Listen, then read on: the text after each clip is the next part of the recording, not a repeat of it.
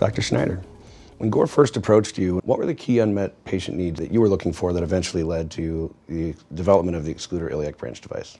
At the time when we first met, EVAR had taken off. It was standard of care, but yet we had no mechanism in patients who had iliac aneurysms to preserve hypogastric artery flow.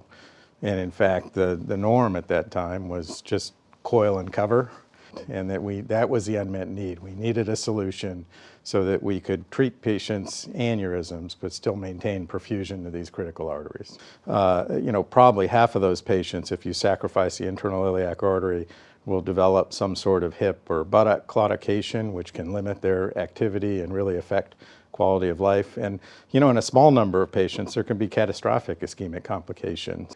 I think what was intriguing about the iliac branch device was clearly defined clinical outcomes from coiling and covering, symptoms that we wanted to avoid for patients.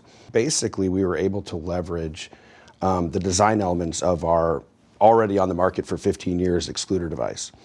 So we knew we had great patency outcomes with EXCLUDER. It was a well-defined, clinically defined and tested device.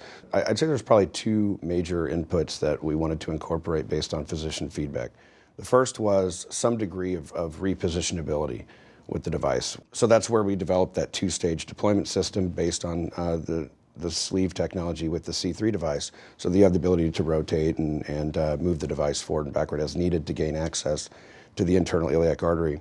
And the other one being the removable guide wire tube. That ability to get up and over with a through wire, maintain access to your gate, and ease cannulation of the internal iliac artery. So we did work quickly, and in about 2 years, in 2013, we were beginning the trial and coming to you for the first implants. What gave you confidence in the device moving forward with the trial at that time? Well, I think there were a few things that gave me confidence in the device going into the trial. First and foremost, I think we were using kind of the EXCLUDER platform technology, which we've been using for quite some time, and knew that it performed as expected. On a personal note, I'd been preserving internal iliac arteries for many years, so I knew that the technique itself, the strategy of using an iliac branch device was certainly feasible, possible, and actually not too difficult to do. So it just made sense.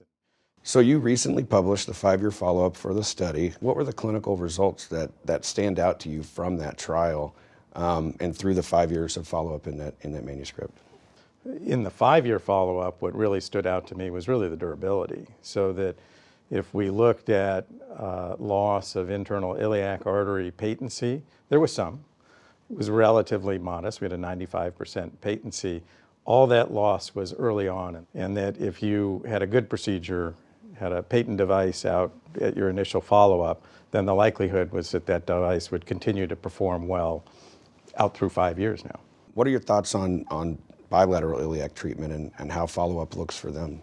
I believe that we probably should preserve both hypogastric arteries whenever possible, and that the consequences of even sacrificing one while maintaining patency of the other is that some of those patients still develop buttock claudication. And in fact, in this trial, a prospective trial, we had to choose in patients who had bilateral iliac aneurysms, one side that we would sacrifice, coil and cover, and the other side that we would maintain patency with the iliac branch device.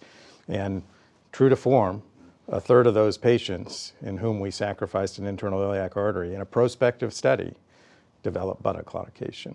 And I think that really speaks to the importance of maintaining patency of both internal iliac arteries if you can.